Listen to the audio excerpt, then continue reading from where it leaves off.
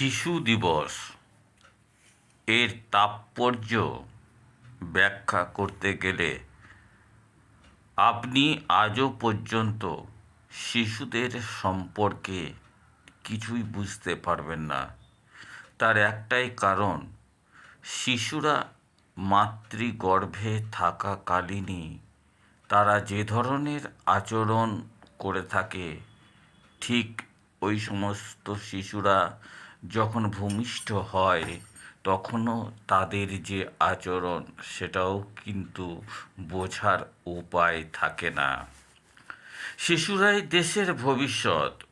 নবজাগরণে শিশুরাই আগামী দিনের আলো। এই বার্তা মাথায় রেখে প্রতি বছর 14ই নভেম্বর পালিত হয় শিশু দিবস।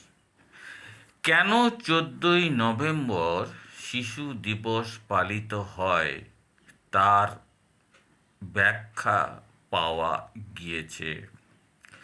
এই দিনই চাচা নেহেরু অর্থাৎ জওহরলাল নেহেরু জন্মগ্রহণ করেছিলেন। তার জন্মজয়ন্তীকে শ্রদ্ধার সঙ্গে স্মরণ করে নিতে এই শিশু দিবস পালিত হয় এই দিনটিতে। পণ্ডিত জওহরলাল নেহেরু 1889 সালে 14ই নভেম্বর জন্মগ্রহণ করেন। শিশুদের প্রতি তার গভীর স্নেহ ও ভালোবাসার কথা আমরা সবাই জানি। তার শিশুদের প্রতি ছিল অদম্য ভালোবাসা।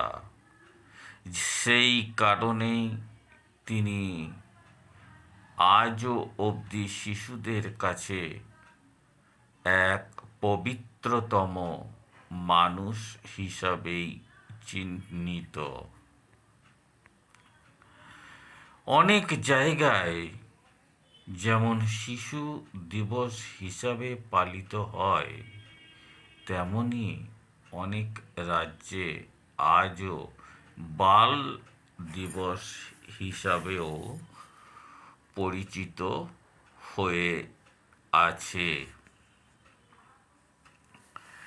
রাষ্ট্রসংঘ 1954 সালের 20শে নভেম্বর শিশু দিবস পালন করে থাকে। সেই কারণে ভারতেও পণ্ডিত জওহরলাল নেহেরুর মৃত্যুর আগে পর্যন্ত 20শে নভেম্বর শিশু দিবস পালিত হতো। কিন্তু চাচা নেহেরু 1964 সালে